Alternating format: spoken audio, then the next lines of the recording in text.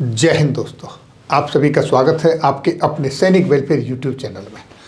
दोस्तों, दो बड़े अपडेट आज मैं आपके लिए लेकर आया हूं, जिसमें पहला ये है कि सेना की न्यू प्रमोशन पॉलिसी जो कि 1 जनवरी 2024 से लागू होने जा रही है, इस पर चर्चा करेंगे। दूसरा, जवानों की ड्रेस जो 15 दिसंबर 2023 से आपको मिलने वाली है, यानी कि अब से एक हफ्ते बाद, इस पर चर्चा करेंगे। तो सबसे पहले आइए सेना की जो न्यू पॉलिसी है, प्रमोशन पॉलिसी जो 2024 1 जनवरी से लागू होने वाली है, वो क्या है और किस तरीके से, वो देखिए।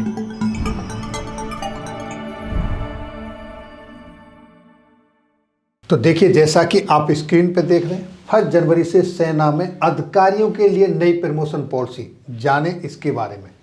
क्या है? सेना के अंदर अधिकारियों के प्रमोशन के लिए एक नई पॉलिसी बनाई गई है। उस पॉलिसी के तहत कर्नल से लेकर लेफ्टिनेंट जनरल तक के प्रमोशन का प्रारूप बदलने जा रहा है, जिसकी हाईलाइट आप देखेंगे तो किस तरीके से है, ये देखिए। भारतीय सेना ने नई प्रमोशन पॉलिसी 1 जनवरी 2024 से लागू, यानी 1 जनवरी से लागू हो जाएगी। और इसमें कर्नल से लेकर लेफ्टिनेंट जनरल तक सभी रैंक कम से कम एक बैच होगा कंसीडर, यानी कि एक बैच कंसीडर होगा। अब तक जो प्रमोशन पॉलिसी थी उसमें जो बदलाव हो रहे हैं उस पर चर्चा है।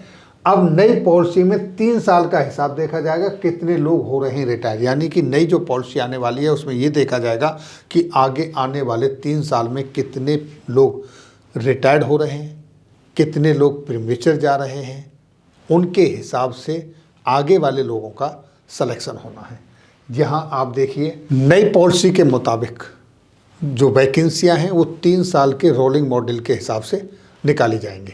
अभी उतनी ही वैकेंसी निकलती हैं जितनी अगले साल खाली होती हैं। मान लीजिए कि अगले साल सेना की इन्फेंट्री, यानी पैदल सेना के अंदर इन्फेंट्री बटालियन के अंदर 8 ब्रिगेडियर रिटायर होने जा रहे हैं, तो 8 कर्नल को ही प्रमोशन दिया जाएगा, जो प्रमोट होकर ब्रिगेडियर बनेंगे। इसी तरीके से अगर उसके अगले साल महज 3 ही ब्रिगेडियर रिटायर हो रहे हैं, तो 3 ही कर्नल को प्रमोशन मिलेगा और 3 ही वैकेंसी निकलेंगी। लेकिन अब जो ये नई पॉलिसी है उसके मुताबिक ऐसा नहीं, बल्कि 3 साल का हिसाब देखा जाएगा और अगले 3 साल में कितने लोग रिटायर हो रहे हैं, कितने लोग प्रीमेच्योर ले रहे हैं, उनके हिसाब से कुल कितनी वैकेंसी बन रही है, उस हिसाब से ही प्रमोशन किए जाएंगे। पॉलिसी में कहा गया है कि मेडिकली फिट जो अफसर होंगे उन्हीं को प्रमोट किया जाएगा। क्यों?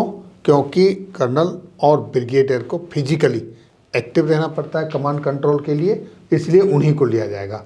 लेकिन जो सीनियर हैं, जो जनरल साहब हैं, उनके बारे में पॉलिसी कुछ अलग है, यानी उनको कुछ छूट मिलेगी, उनको कुछ रियायत मिलेगी।